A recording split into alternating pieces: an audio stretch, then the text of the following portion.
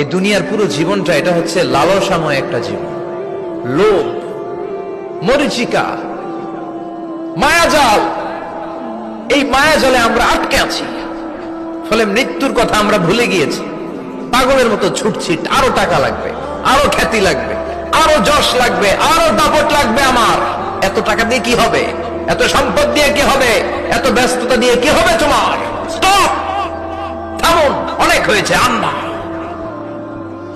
থামুন।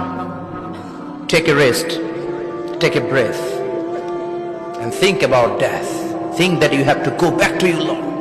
একটু বসেন না, একটু ভাবেন যে আমাকে চলে যেতে হবে, চলে যেতে হবে। এই কোলাহল, এই ব্যস্ততা, এগুলো থাকবে, থাকবো না আমি।